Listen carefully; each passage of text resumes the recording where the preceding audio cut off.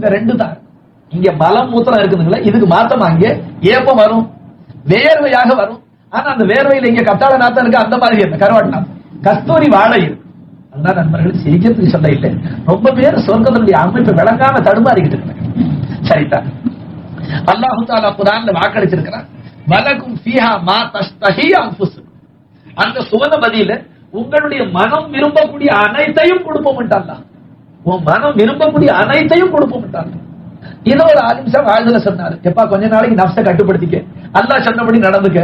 நீ இந்த 100 வயசுக்குள்ளால அல்லாஹ் சொன்னபடி கேட்டு நடந்துட்டா அந்த கோடான கோடி வருஷங்கள், பல கோடி வருஷங்கள் நீ சொன்னபடி அல்லாஹ் கேட்கிறேங்கிறான். கொஞ்சம் நஃப்ஸை கட்டுப்படுத்து, அல்லாஹ் சொன்னபடி கொஞ்சம் அடக்க உடக்கமாயிரு அப்படின்னு சொன்னார். நீ கேட்கறதெல்லாம் கொடுக்கறேன்னு சொன்ன அல்லாஹ்ட்டு.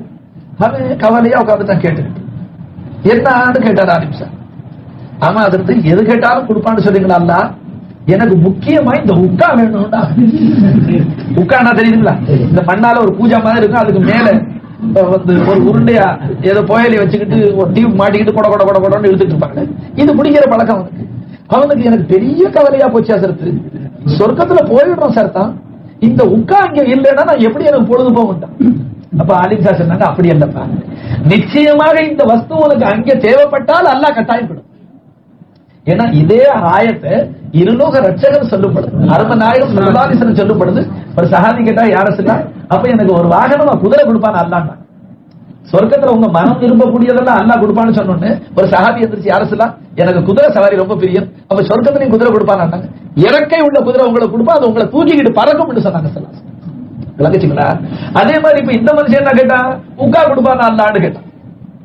அப்ப அந்த ஆலிம் உஷாரா இருந்ததுனால சொன்னாங்க, உங்களுடைய மனம் அங்கே அதை விரும்பினால் கட்டாயம் கொடுப்போம். ஆனால் இத்தகைய அசுத்தமான வஸ்துக்களை அங்கே மனம் விரும்பாது. இந்த மாதிரி வஸ்துக்கள் எல்லாம் இங்க மனம் ஆசைப்படாது. சொர்க்கம் பரிசுத்தமான இடம். அதனால யாருக்கும் நமக்கு தேவையானதெல்லாம் இங்க கிடைக்குமோ இல்லையோங்கிற சந்தேகத்தை இங்கேயே உண்டாக்கிக்காது. நிச்சயமாக அல்லாஹ் உண்மையானவன், அல்லாஹ்வுடைய ரசூல் உண்மையானவர்கள். ஒரு ஆண்டு வாக்களிக்கப்படுறது கட்டாயம் கிடைக்கும். கயர்தான் சொர்க்கத்தினுடைய அமைப்பை நான் என்ன சொல்லுவேன், பேச்சு இடையில அப்படி வந்துருச்சு. என்ன நான் அங்க போறதுக்கு ஆசை வச்சுக்கிட்டே இருக்கிறேன். இது நம்ம ஈமான் இப்படி இருக்கு. என்ன அங்க போனா உக்கா கிடைக்குமா, சிகரெட் கடை இருக்குமா, சாராயம் எல்லாம் இருக்கு சொர்க்கத்துல. இந்த சாராயத்தை விடுங்க, சொர்க்கத்துக்குள்ளால அல்லாஹ் தஆலா வஅனஹாரும் மின் லபனின் வஅனஹாரும் மின் ஹாஸஜின், சொர்க்கத்துக்குள்ளால பாலா தேனாறு. இப்ப இங்க உண்மையான தேனே கிடைக்க மாட்டேங்குது, சுத்தமான தேன் கிடைக்க மாட்டேங்குது.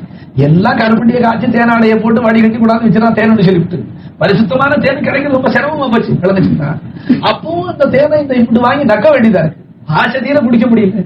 சொர்க்கத்துக்குள்ளார முக்களி போடுங்க, தேன் ஆறு ஓடுதுன்னு சொன்னாங்க. இப்ப இதுல சந்தேகம் வரலாமா மனுஷனுக்கு? தேன் கூடு கட்டி அதுல இருந்து எடுத்து கூட்டுல வச்சு ஆத்தி தேன் புழிஞ்சு ஆத்துல விட்டதல்லங்க, அது அல்லாஹ்வுடைய உத்தரவு கொண்டு தேனாராக ஓடுன்னு சொல்லிட்டு அது ஓடிக்கிட்டே இருக்கு சொர்க்கத்துல. அதே மாதிரி சொர்க்கத்துல பாலாறு இருக்கு, சொர்க்கத்துல மது ஆறு இருக்கு. ஆனா போதை வர, மதுவுக்குள்ள இன்பம் இருக்கு, போதை வராது. அந்த ஆற்று மதுவை குடிக்கிறதா இருந்தால் இந்த துனியாவில் இருக்கிற மதுபானங்களை விட்டுதான். இங்க கொஞ்சம் கொஞ்சம் பாலுக்கு எவ்வளவு சிரமப்படுறதா, என்ன சொல்றீங்க? தாளை தண்ணியா கரைச்சு கொடுக்குறான், பாலு தண்ணியா கொண்டாந்து கொடுக்குறான். என்னடா இவ்வளவு தண்ணி சேர்த்திருக்கிறேன்னா மாடு தண்ணி குடிச்சிருச்சுங்க, ஏதாச்சும் சொல்றாங்க. மாடு தண்ணி குடிச்சு ஆச்சரியமா இல்லைங்களா? மாடு தண்ணி குடிச்சா அவ்வளவு தண்ணியா பால்ல வரும். அப்ப பால் வாங்குறவன எவ்வளவு முட்டாண்டு விலைக்குன்னு சொல்றாங்க. சொர்க்கத்துக்குள்ளால இருக்கிற அந்த பால் ஆறு, மது ஆறு, தேன் ஆறு, இன்னும் ஜஞ்சபீர், அந்த என்ன சுக்கு மனமுள்ள தண்ணி, சுக்கு தண்ணி, இந்த மாதிரி எல்லாம் அல்லாஹ் தஆலா ஏற்பாடுகளை செஞ்சு வச்சிருக்கிறான். அங்க என்ன உல்லாசமா இருப்போம், அதை நினைச்சா உள்ளபடி. அதுக்காக அதே சிந்தனையில இருக்க வேணாம், அல்லாஹ்வுடைய சிந்தனையில இருங்க, அல்லாஹ்வுக்கு வழிபடுங்க. அதை மேல் மிச்சமா அல்லாஹ் கொடுப்பான். சரிதான், இன்னொரு செய்தி சொல்லி பேச்சு அது அடிக்கடி கல்வில மோதிக்கிட்டே இருக்கு. ஒரு சொர்க்கவாதி உல்லாசமா அவனுக்கு கொடுக்க வேண்டியதெல்லாம் கொடுத்துருவானா, அவனுக்கு நிறைய பெஞ்சாதிகளை கொடுத்துருவாங்க, ஊர்லின் பெண்கள் எல்லாம். அப்ப உல்லாசமா ஒரு நாளைக்கு கட்டில படுத்திருப்பாங்க. ஒரு பொம்பளை புதுசா வந்து அவன் முதுகுக்கு பின்னால நின்றுகிட்டு அவனை எட்டி பாப்பாளாம் கண்ணத்தை. அந்த பொம்பளை முதுகு தூங்குறவனுடைய முதுகுக்கு பின்புறமாக நின்று அப்படி முகத்தை பாப்பாளாம். நினைச்சுட்டான் இவன் யாருன்னு அப்படி அண்ணாந்து பார்த்தா அவளுடைய கன்னத்துல இவனுடைய உருவம் தெரியும். இப்ப எவர் சிலர் பாத்திரத்துல விடுவல, மோட்டர் வந்து நின்று அதுல பார்த்தா நம்ம உருவம் தெரியல, கண்ணாடியில தெரியுது. அந்த மாதிரி அந்த பெண்மணியுடைய கன்னத்துல இவனுடைய உருவம் தெரியும். அவன் பார்த்து சொல்லுவானா, உன்னை இவ்வளவு நேர்த்தியா படைச்சாங்க அந்த ஆண்டவன் பரிசுத்தமானவன், நான் சொர்க்கத்துக்கு வந்து இவ்வளவு நாளாச்சு, எல்லாம் கொடுத்தாங்களா, இப்ப நீ யாரு புதுசா இருக்கிறேன்னு கேட்பான். அப்ப அந்த பெண்மணி சொல்லுவாங்க, என்ன நீ இப்படி கேக்குற, அப்ப நீ துனியாவுல குர்ஆன் ஓத இல்லையா?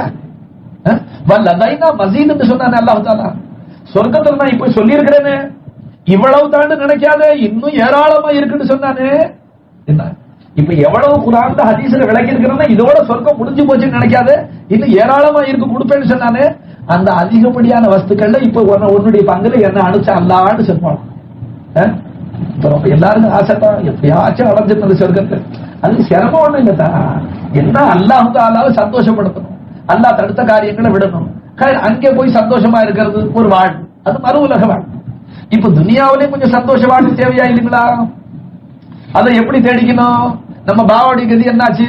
சொர்க்கத்தில் இருந்த உல்லாச வாழ்வு எதனால போச்சு? அல்லாஹ் தஆலா மாறு செஞ்சிருக்கு. ஏதா அது என்ன, அவர்கள் ரொம்ப அப்பாவியா இருப்பாங்க. அல்லாஹ்வே சொல்றான், ஆதம் அலைஹிஸ்ஸலாம் எனக்கு மாறு செய்யணும்னு நினைச்சு செய்யல, கொஞ்சம் மறந்துட்டாங்க, என்னுடைய எச்சரிக்கையை மறந்துட்டாங்க, மறந்துட்டாங்க, ஷைத்தானுடைய பேச்சை நம்பிட்டாங்க. அதுல ஏன் நம்புறாங்க?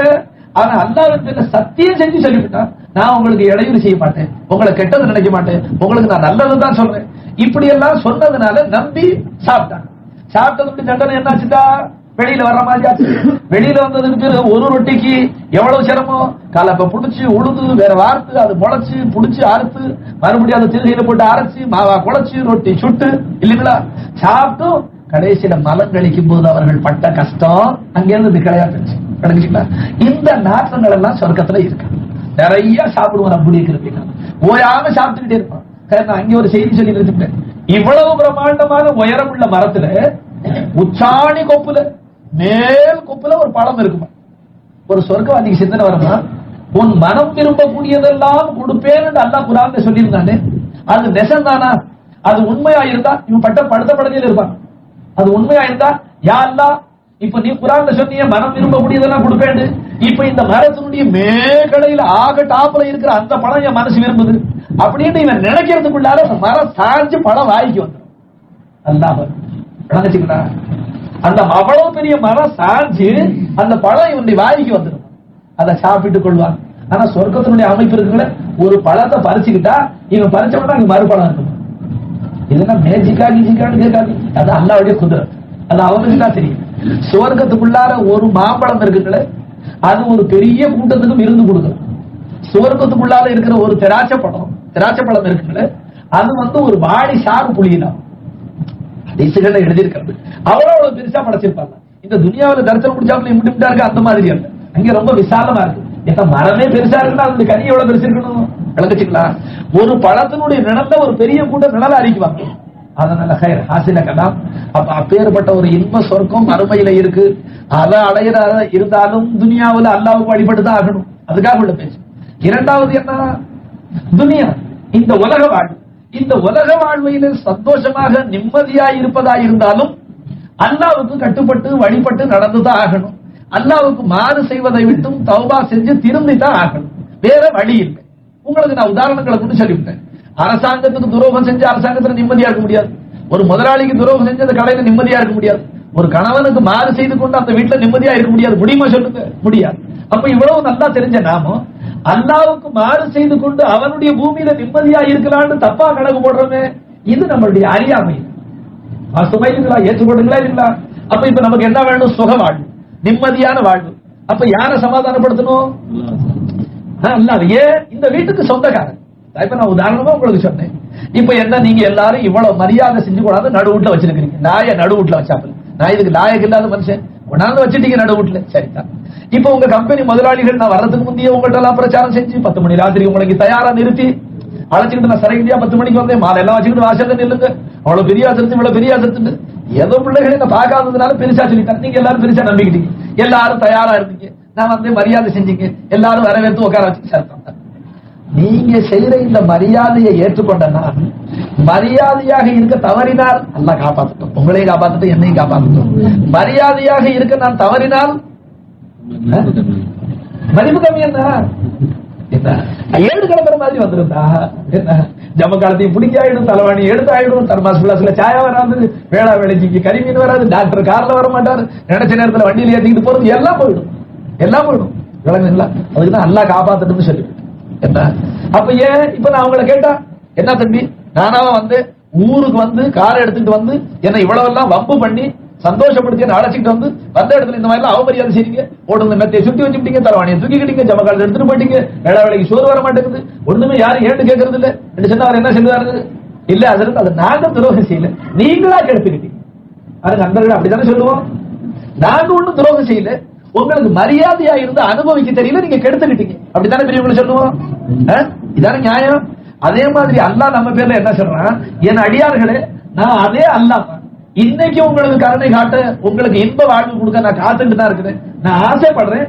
ஆனா நீங்க நேர்மையா நடந்து என்னை சந்தோஷப்படுத்தி உலக வாழ்வை ஒரு இன்ப வாழ்வாக ஆக்கி கொண்டதுக்கு நீங்க முன்வர இல்லை. நீங்க என்ன தவறு செஞ்சு, நீங்க துரோகம் செஞ்சு என் மனசை புண்படுத்தி உங்களுக்கு கொடுத்திருக்கிறதுலயும் மண்ணவாரி போடலாமான்னு நினைக்கிற அளவுக்கு உங்களுடைய நடப்பு இருக்கு, நான் என்ன செய்வேன்? அதைத்தான் குர்ஆன் தன்னுடைய பாஷையில அல்லாஹ் அநியாயம் செய்யறதல்ல, வலாக்கின் கானு அன்ஃபுஸஹும் யஸ்லிமூன், இந்த அடியார்கள் தங்களுக்கு தாங்களே அநீதம் செய்து கொண்டார்கள், நான் எந்த அடியாருக்கும் துரோகம் செய்யலன்ட்டு அல்லாஹ். அப்ப இப்ப யார் யாருடைய வாழ்க்கையில சஞ்சலங்கள் கஷ்டங்கள் நொம்பலங்கள் இருக்கோ அவர்கள் எல்லாம் தங்களுடைய கல்புகளை சுத்தப்படுத்திக்கிங்க. இப்பவும் அல்லாஹ் காத்துக்கிட்டு இருக்கிறான், விளங்குச்சுங்களா? தௌபா செய்ய, அல்லாஹ் பக்கம் திரும்புங்க, அல்லாஹ் உண்மையானவன், அல்லாஹ் கொடுக்க காத்துக்கிட்டு இருக்கிறான். அன்பர்களே, நம்ம முன்னோர்களுடைய வாழ்க்கை இப்ப சில பேர் சொல்றான், என்ன அல்லாஹ் அல்லாஹ் அல்லான்னு சொல்லிட்டு இருந்தா வானத்துல இருந்தா வரும்னு கேட்கிறான்.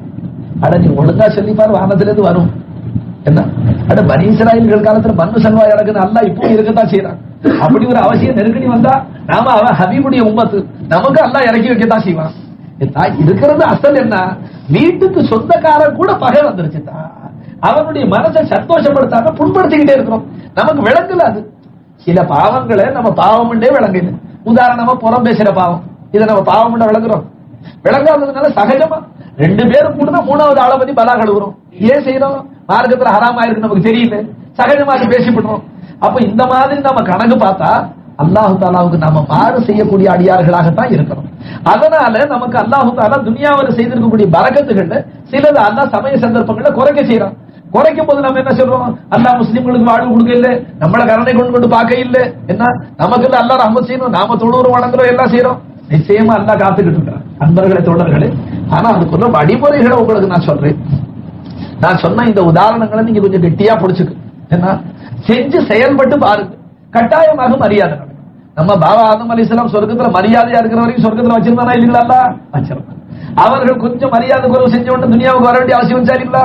கஷ்டப்பட்டாங்களா இல்லீங்களா? சரிதான். இப்ப இங்க கொண்டாந்து சரி, இப்ப மனுஷன்லயும் அறிவாளி இருக்கிற பாருங்க, புத்திசாலி, அவன் எப்பவுமே உடையவனை தான் குடிப்பான்.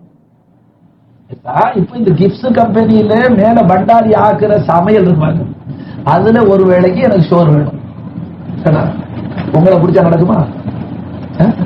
இல்ல பண்டாரியே மெதுவா வெளியில வந்தாரு சாயா குடிக்கிறதுக்கு, அவத்த பல்லெல்லாம் காமிச்சேன், கெஞ்சுன்னு ஒரு 8 அணா காசு அமுக்குன்னு, பண்டாரி எப்படியும் உங்க லங்கர்ல ஆக்குற சோத்துல ஒரு வேளை எனக்கு சோறு கிடைக்கணும், என்ன சொல்றீங்க அப்படின்னு சொன்னேன். என்ன சொல்றாரு? ஏன் நான் இந்த கம்பெனில இருக்கிறது பிடிக்கிறீங்களா? முதலாளிக்கு துரோகம் செஞ்சு என்னையும் சீட்டு கழிக்க பாருங்க சொல்றாரு இல்லீங்களா? அப்ப தாய்க்கு 40-50 பேர் நீங்க இருக்கிறீங்க, உங்கள யாரை பிடிச்சாலும் நடக்காது. அப்படியே நான் உங்க முதலாளியை பிடிக்காம உங்களை பிடிச்சி ஒருவேளை சோறு வாங்கி திட்டேன், உங்களுக்கு ஆபத்து வரும். ஏன் நம்ம ஒப்பா விட்டு சோறா தெருவில் போய் அதிர்ந்து தூட்டு தாராளமா கொடுக்குறேன், தாத்தா விட்டு சோற கேட்பாரா கேட்க மாட்டாங்களா? சரிதான். இப்ப 40-50 பேரை பிடிக்காம செண்டு யார் கையில இருக்குன்னு பாத்து நடந்துச்சுங்களா? அவர்கள் 2 பேரை பிடிச்ச உடனே இப்ப உங்களை பிடிக்க வேண்டிய அவசியமே இல்லாம பிடிச்சு, இப்ப வீட்டுக்கு சொந்தக்காரங்களை பிடிச்சிட்டா மெயின் சுவிட்சில் கை வச்சாச்சு. இப்ப அவங்க பார்த்துட்டு முகமது அமீன் கொஞ்சம் பாரதரை கூப்பிடுங்க, இந்த முதலாளி இந்த போயிட்டு வாங்க கழிச்சுங்களா, இந்த சார் இந்த தம்பி அப்துல் சுலைமான் முகமது சுலைமான் போயிருந்தா கொஞ்சம் சாய வாங்கிட்டு வாங்கிறதுக்கு. ஊழியர்கள்லாம் எல்லாரும் சேர்ந்து ஈடுபாடு, நீங்களும் அன்பாக ஹதரத்துக்கும் அர்ப்பணமாக காத்துக்கிட்டு அது பேச்சு வேற. முதலாளியுடைய உத்தரவை தட்டக்கூடாதுங்கிற ஒரு பழக்கம் இருக்கு பாருங்க நாட்டுல.